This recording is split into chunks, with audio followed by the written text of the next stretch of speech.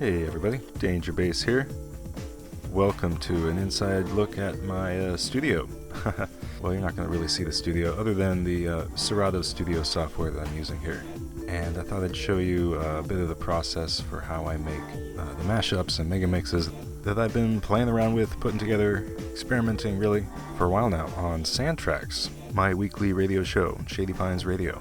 For now I'm using a desktop PC and Serato Studio, and I'll show you how I do it. I've been pulling from my own personal archive of music files, some CDs that I've ripped from my collection or that I've just come across, getting them from the library, borrowing them from people. I'm also a big fan of Bandcamp. Whenever I buy on there, I make sure to download the high quality digital file. And my main strategy is really to just sort of let my mind go blank and either pick the first thing that my eyes land on or that my mouse comes across, or as I think of as I'm looking through, like, oh yeah, that might be fun. Outhud is a cool band because they've got a lot of like dancey electronic beats and stuff. These black icons mean I've used a song before in Serato, and usually to some success. So I'll pick one from here, Stoked American, and then bring that, just drag it right into the software.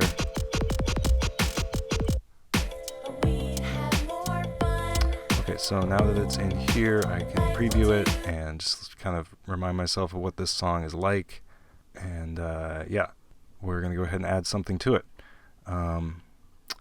We got a lot to choose from here. I've been wanting to choose something I haven't gone for before. Poster Children is one of my favorite bands, but I hardly ever use them in mixing.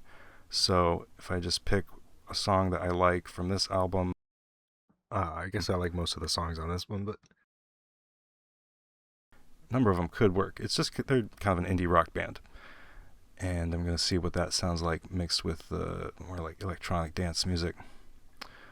But before I do that, I'm going to tweak it a little bit because I've learned often it sounds better to remove some pieces. Obviously, if you're going to mix, you kind of have to take some pieces apart or dissolve it before you can build up to something.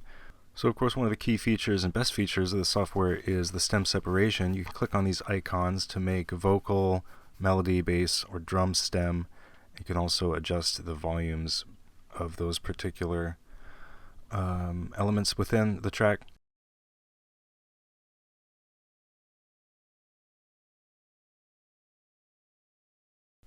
And I'm going to go ahead and make a copy of the track for vocals only. Usually want to change the placement or effects of that independently. Okay, let's test it. We've waited long enough, and we should know right away if it's going to work or not.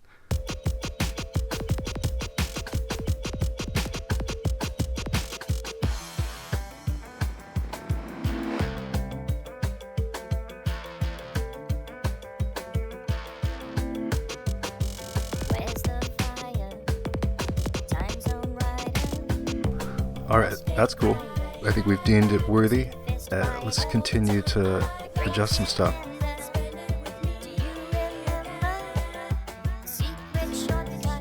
And this is the point where I start making the fun choices of when elements are going to come in or drop out or change. And we kind of see, and get some visual cues looking ahead to see where might be a good time for it to change. Maybe the bass. Make a decision about which track has the better bass. Maybe you don't want both of them playing at the same time. It sounds pretty cool, so I'm just going to kind of let it go and see what happens and keep whatever works. And if a lot of it works, then hey, less work for me, right? Kind of make adjustments, because it's giving me these painted colored bars for the gain, and it's blasting past everything. So, and each clip has its own 3-band equalizer levels here. And at some point, no matter what it sounds like, you got to go into the master levels control and just even some stuff out. So I tend to, at least on the first take, basically use every bit of the animal that works for the mix that I can. So I had to make shorter radio edits sometimes for my show. And I want to add one more thing in here. Can't just do a 2-track mashup here. Let's try and make it at least 3. Could be anything. We've already got some cool vocals in here, but anything that's kind of groovy could work. I think The Clash has some fun stuff that these other 2 tracks don't. There's 2 different formats of each track in here for some reason. And because of the audio setup on my system, I can't actually listen to the track and preview it before I pull it into Serato. So, well, I guess I can with headphones, but I don't usually. Really gotta just take the plunge each time. And I'll make a few more choices before we preview that.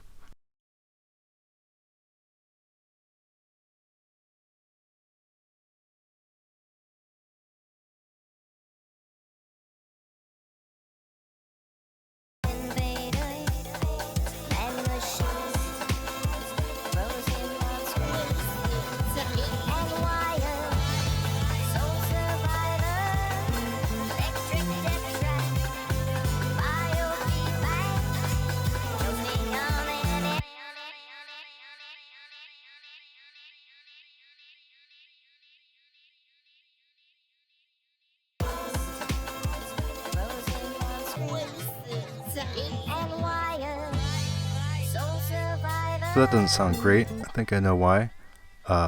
It's got quite a bit of a change in the BPM, and it's slowed down and distorted too much in this tiny, hard to see info panel up here. Project BPM is 87 with a key of A minor. That's automatically what it switches to when you bring the first track in, and everything you bring in after that is going to match that, unless you unsync it or hit one of these convenient 2x speed or half speed buttons.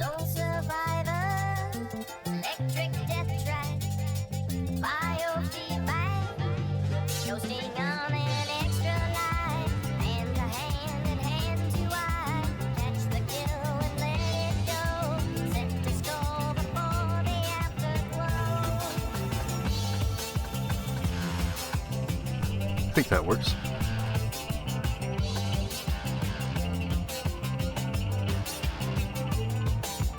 And I know this is going to be even more bassy with this clash track, but I'm learning how to adjust that with low-end filtering later on.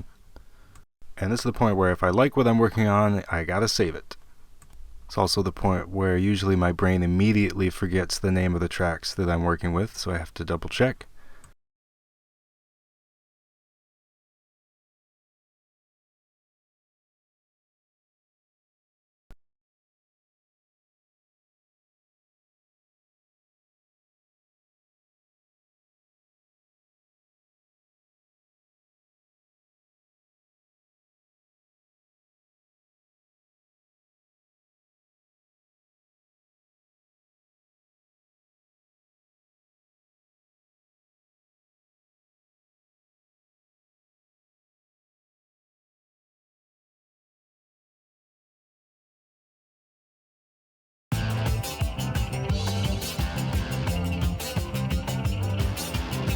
Feeling super bassy still, gonna have to adjust that, but I like the groove. But let's make sure we're not leaving anything on the table here. There's vocals in the Stoked American that I think could go into this track. We gotta test that out.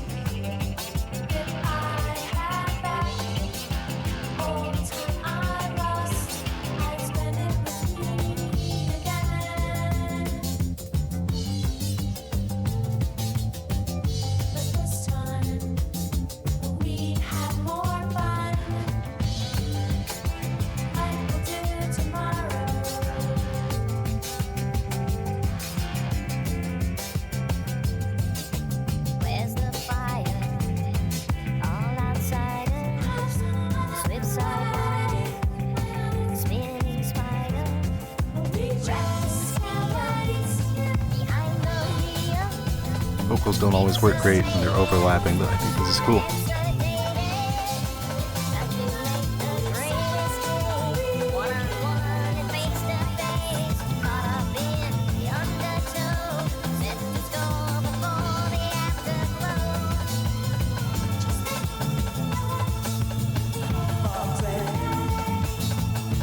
And I'm always on the lookout for little moments like this, you know, embellishments, little vocal parts to maybe repeat.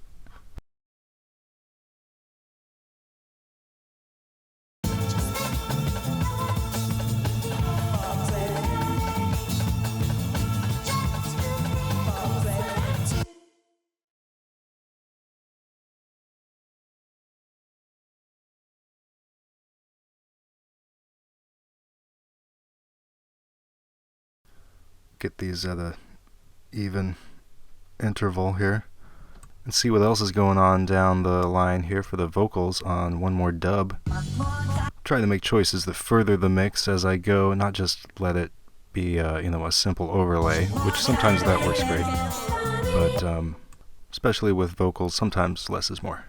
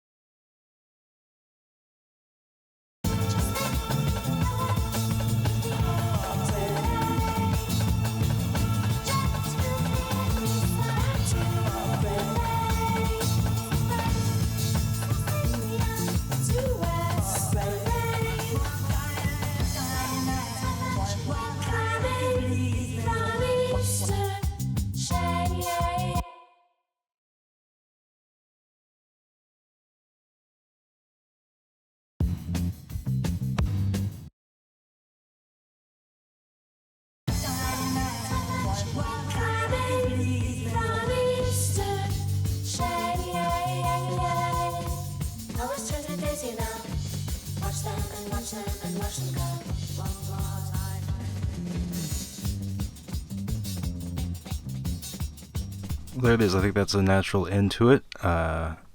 Next step is to click on master and it'll tell me how long the mix is. At the top here, in another kind of hard to read little info panel. So we just made a 3-minute and 46-second track. Definitely on the more simple end as far as my mixes go. I've definitely made ones more complicated than this, but I like the simplicity of it, especially for a demo. And there's plenty more refinements and choices to be made. I'm going to go right back to the beginning, play it, and just listen to it and see what more refinements I can make. Often once I've reached the end of the mix, I've learned a lot more about it than I did at the very beginning, so I'll pull pieces of it, maybe that came later in the song, wrap it around at the beginning. That's kind of a fun way to bring the mix full circle. Just going to see if this particular sound works in another spot, but not going to fuss with it too much now. There's always plenty of opportunity for doing that later, especially if I'm making a longer mega mix with a lot of different tracks. There's often tracks that I add later on that I'll bring back in and can sound cool in the first half and whatnot. And of course it's helpful at some point to listen to the tracks individually and just kind of see what they're doing and hear what they're doing, but the visual aspect of this program is really helpful. Face to face,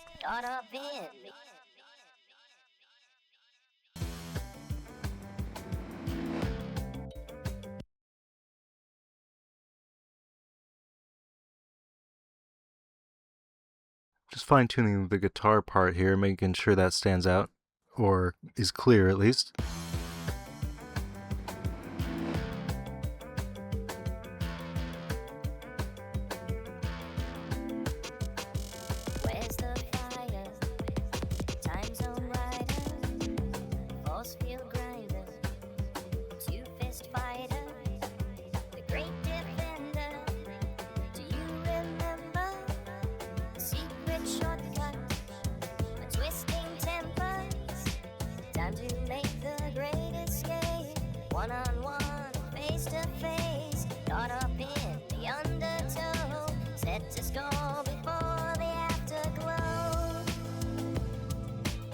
I think these two tracks are vibing nicely.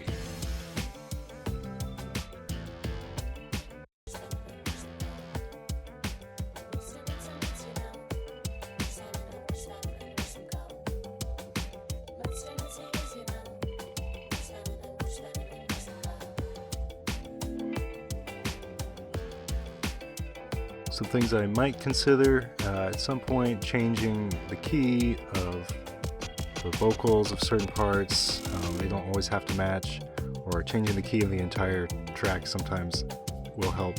Of course, speeding it up, slowing it down, changing some of those tracks to halftime or double time just to see what will happen.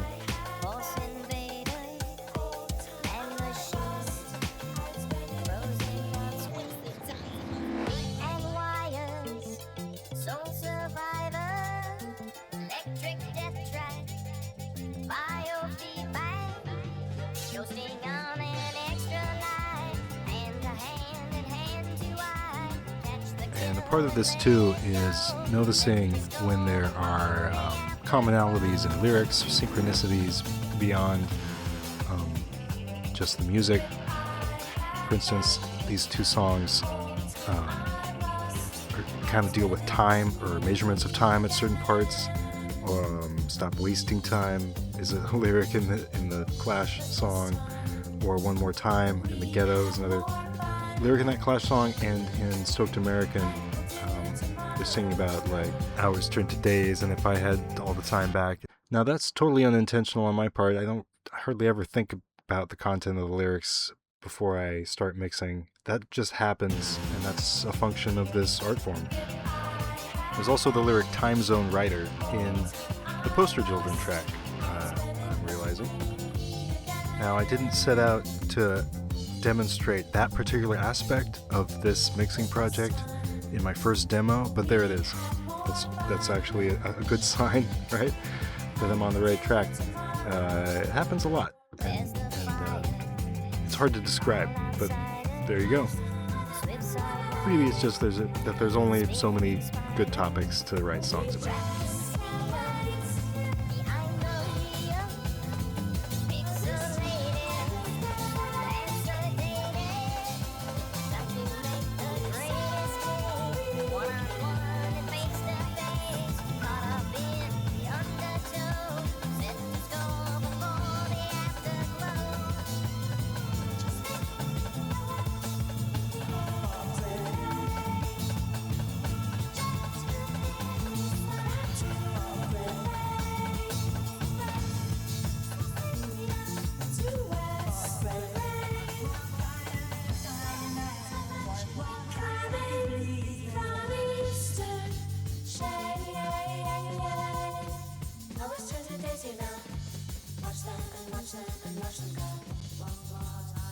Well, thanks so much. If you've watched this far, you've pretty much seen most of the process. I'll go back and make an edit 2 and 3, or as many as I feel like it needs to get polished up before I air it on Soundtracks. And now that I've got some gigs coming up, including Shady Pines Festival, with a huge sound system, huge compared to what I usually use, I gotta make sure that they're refined enough for that. So that's my next step.